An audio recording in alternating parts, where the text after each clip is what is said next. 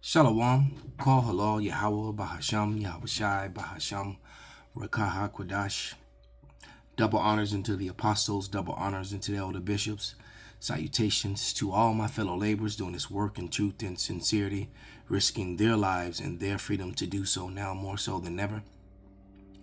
All right, the would-be judges, the 144,000, and the scattered elect that are scattered around the four corners of the earth, that be like unto the speckled bird, the Israelite foreigners, among the heathen nations, that look like those heathen nations, have the appearance of the heathen nations. This is not a black thing.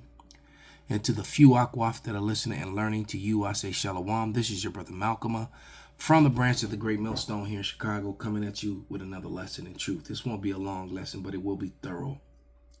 And the scripture says, let me just grab it. I want Psalms. I think it's 104 and 118 or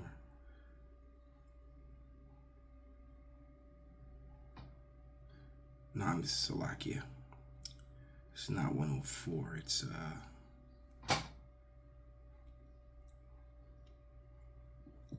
119.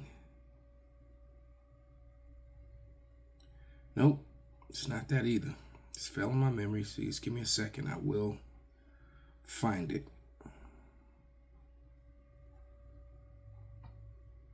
I'm looking for thy precepts.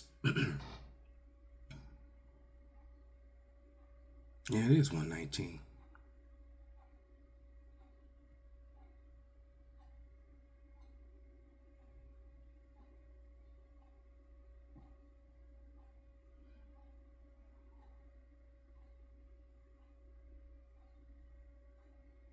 And that quite a few times, all right? So this is in Psalms 119 and 4. It says, Thou hast commanded us to keep thy precepts diligently.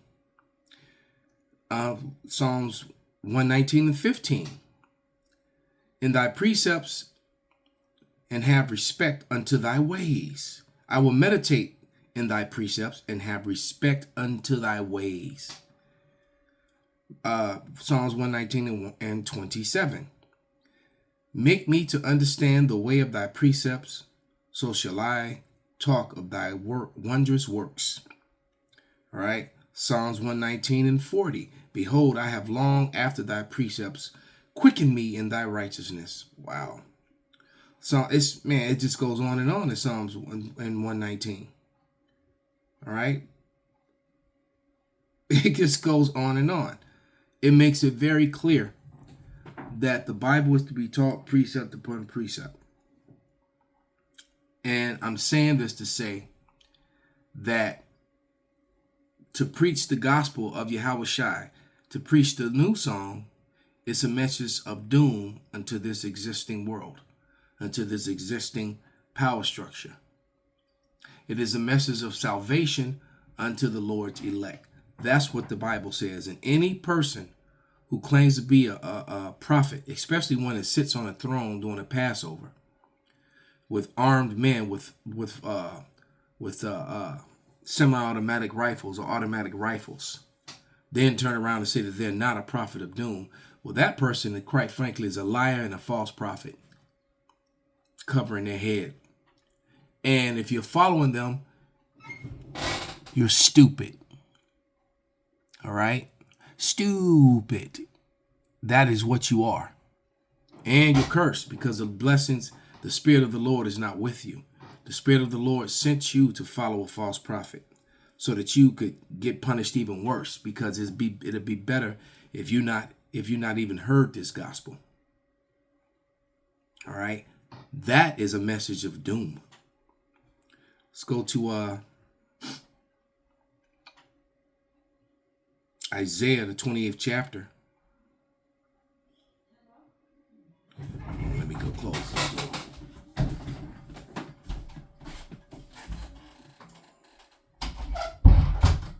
Salakia.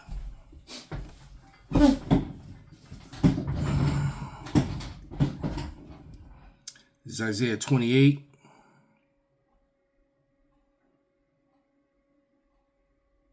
And I'm going to start at Something's like going on with my phone because I know I had all these things marked. But I'm going to start at verse 10 and read through verse 13. And it reads, "For precept must be upon precept, precept upon precept, line upon line, line upon line, here a little and there a little. For with stammering lips, sometimes insulting people," all right? Because Paul said, though I be rude in speech, not in knowledge, all right? A mocking tongue, all right? "For with stammering lips and another tongue will he speak to this people." And the great millstone, I just watched an old school video of prophecy, preaching of doom of the apostles on 7th, 34th, and 7th in Broadway. All right, the legendary spot, which had a great dealing to do with the Great Awakening, right? That was prophesied. The Great Awakening of the Israelites. Remember, any people claiming to have been Jewish all along, are liars, because the Bible makes it beyond clear that the Israelites would not know who they were, that they would wake up, all right, that they would wake up to who they are in the last days when Elijah would return, when John the Baptist would return one more time. So he wasn't going to return and announce, I'm John, I'm Elijah. He's going to return and fulfill the prophecy of turning the hearts of the children, of the sons, back to the Father. That has happened. All right, that's why the great millstone camps spread worldwide first, and through the word, not through someone who went and took a payout and then got on jets and started jet setting and leaving pamphlets everywhere. That's not how it was done. All right, it was through this word. Okay. Jumping down to verse 14, Isaiah 28 in Salakia. Isaiah 28:13. "But the word of Yahweh was unto them precept upon precept, precept upon precept, line upon line, line upon line, here a little and there a little, that they might go and fall backward and be broken and snared and taken." So what you have to understand is that if you're speaking a message to teach, there must be a minimum of 4 precepts that line up with everything that you have said. We here at the Great Millstone do that continually. I do it in every video to the best of my ability. If I say something, I've got 3 to 4 precepts to substantiate what I've said that line up with what I say. All right? In every lesson. Okay? You have people that are not doing that. And then they're ashamed of the gospel because they've taken a payout. All right?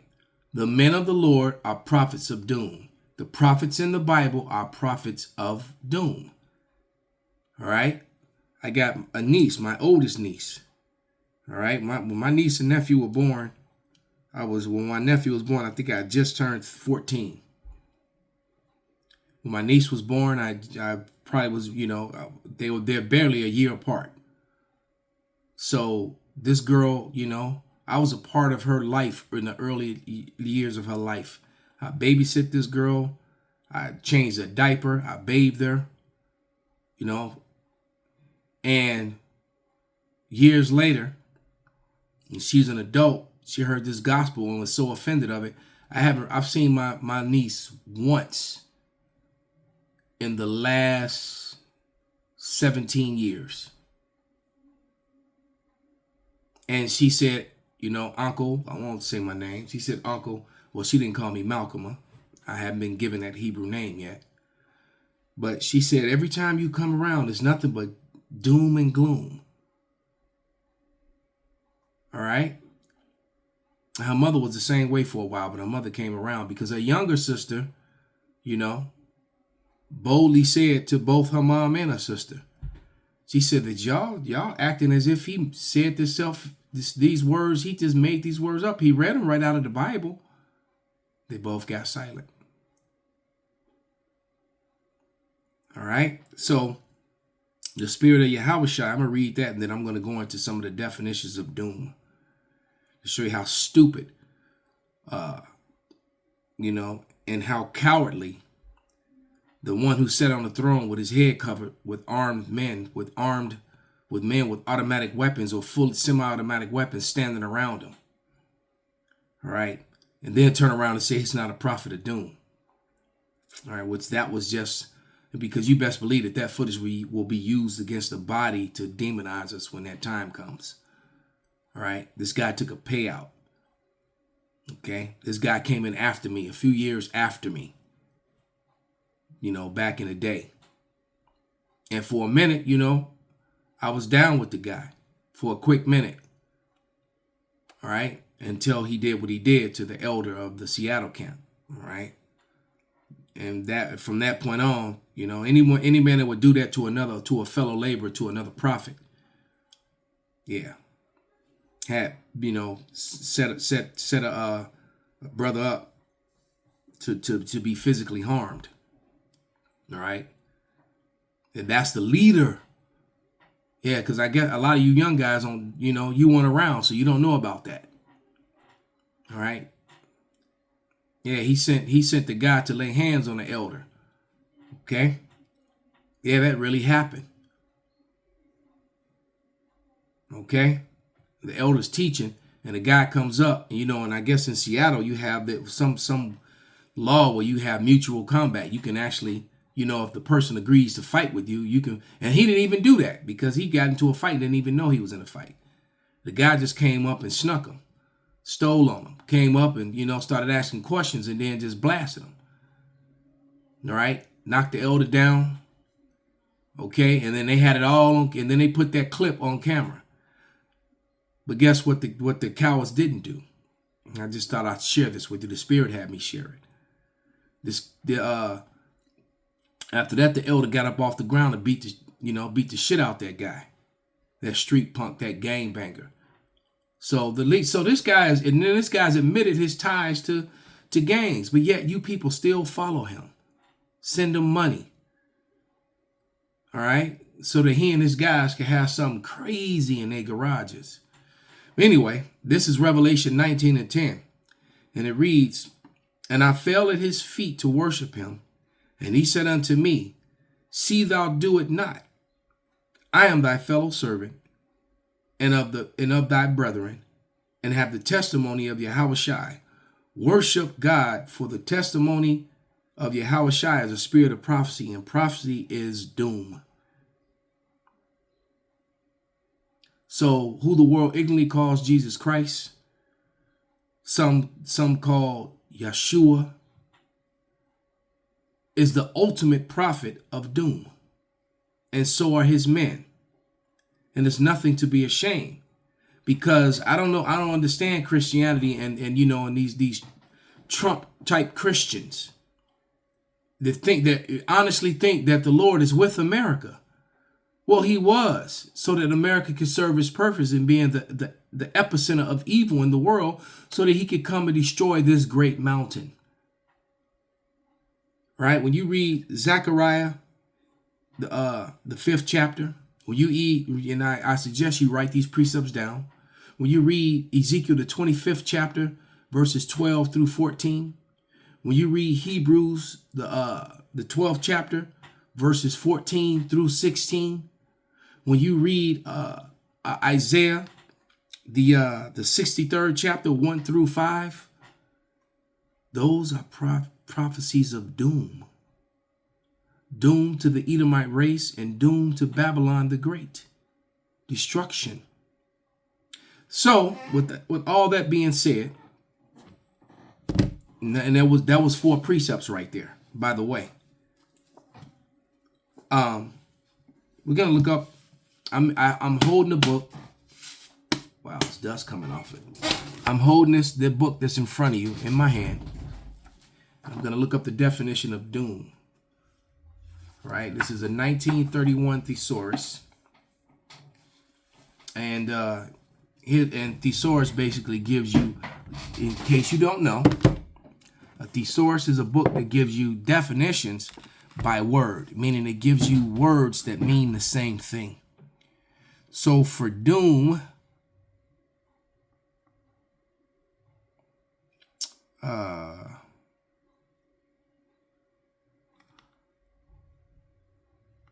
on. Doorkeeper doom. There it is at the bottom. It's on page 146 in this Rogers Thesaurus, 1931. All right, and I'm going to still put it in the camera anyway. Doom, sentence. The Lord is sentencing the world to destruction. All right, judgment. The Lord is coming with a harsh judgment against the heathen and against, especially against Esau, Edom. They're promised no mercy, according to the Bible and the Zondervan's Compact Dictionary. The scholars, the Jewish scholars of the Zondervan's, tell you the same thing, that they're the race that's a site for great future destruction of judgment, and that promise no mercy, meaning the Edomites are still here, right? And the rabbis tell you that those Edomites are white Christians in America and in Europe, the descendants of the Romans. Those are your Edomites. The Romans were Edomites. That's why they don't like prophecy, don't like doom, and they tried to hide the Apocrypha, and then they've called themselves white, Caucasian, Dutch, French. They've called themselves everything except Edom. And now the truth of the matter is out. All right. Next word is fate. The next one after that is lot. The next one is fortune. The next one is ruin. The next one is death. All right. And then it says C, condemnation, destiny, destruction. So their destiny is destruction. You cannot get around Obadiah. As a matter of fact, let's go to it. I mean, it's all through the Bible. Let's read the last part of Obadiah. What happens to the nation of Edom, which are the Caucasian race today? All right, now you got to remember, there are Israelites among them. The Israelites got scattered among all people, as the Bible has said. So this isn't a black or white thing. Edomites raped, robbed, and murdered everyone else of color. So among every race are going to be Edomites. There's going to be Edomites among the Hawaiians, Edomites among the northern kingdom, Edomites among the southern kingdom, Edomites among Ishmael, Edomites among Elam, Edomites among the Hamite nations, among Ammon and Moab. Everywhere the Edomites went, they brought syphilis, gonorrhea, herpes, common cold, and they forcefully laid seed and gave you tear babies, and gave you diseases. That was kind of a doom within itself. But this is Obadiah. And I'm going to read 17 and 18. Obadiah 17. But upon Mount Zion shall be deliverance. Matter of fact, I'm going to start at 16. No, I'm going to start at 15. For the day of Yahweh is near upon all the heathen. As thou hast done, it shall be done unto thee, and thy reward shall return upon thy own head. And it's going to come upon Edom double. Just look at the footage of all the wars, all the rape, murder, and destruction that went on in Vietnam, in World War I, World War II, Afghanistan, Iraq, all these wars that were pushed and fought by Edomites. Okay? The dropping of Nagasaki, of the bombs on Nagasaki and Hiroshima, which were done by Edomite, Amalekite, a Jewish scientist that created that weapon, the waster, the destroyer of worlds. And it's prophecy that they will be destroyed by their own device. But it says, Verse 16. For as ye have drunk upon my holy mountain, so shall all the heathen drink continually. Yea, they shall drink, and they shall swallow down, and they shall be as though they had not been. It's going to be as if Esau never been. What they tried to do to the Israelites, what they did for a period of time, all right, taking our heritage and claiming to be us and calling us black, calling us natives, calling us Hispanics. And those were, and the bad bywords, savages, niggers, spicks, beaners, all these bywords, forest niggers. That's what they call the natives tribes. That's what they called us. Tree niggers and forest niggers. All right. As they got wealthy off of us and denied us autonomous wealth and generational wealth. Now they're all complaining because they're losing that. All those lies, all that rape, rob, and murder, and unfair treatment, all right, and you still ended up in the same boat. Edom is weak. Verse 17, but upon Mount Zion shall be deliverance, and there shall be holiness, and the house of Jacob shall possess their possessions, everything you have, all the gold that you've collected around the world, all the riches that you have hidden in those bunkers outside of the country. Yeah, we're coming for them. The scripture said you would go and hide in the clefts of the rock, in the holes in the earth. And we're going to come down out of those chariots after watching the lake of fire, which is Great Babylon, the great burn. And all you riches, super rich, wealthy, murderers and thieves, you Musk types, Rothschild type, Rockefeller types that are going to run to New Zealand and all those places, we're coming to take everything from you. And you're going to be the first fruits of slavery. You're going to go from riches to rags immediately. But upon Mount Zion shall be deliverance, and there shall be holiness, and the house of Jacob shall possess their possessions. And the house of Jacob shall be a fire, and the house of Joseph a flame, and the house of Esau for stubble. And they shall kindle in them, and devour them. And there shall be not any remaining of the house of Esau, for Yahweh hath spoken it. Edomites are going to be annihilated and destroyed off the face of the earth. Thus saith the Lord. And that is a gloomy doom story. And it's true, because it's written in the only book that actually really matters. All right, so anyone to deny, who you think that Trump was speaking to when he was talking about the prophets of doom. All right, he wasn't talking about the people that were talking about the dollar is going to crash and all that.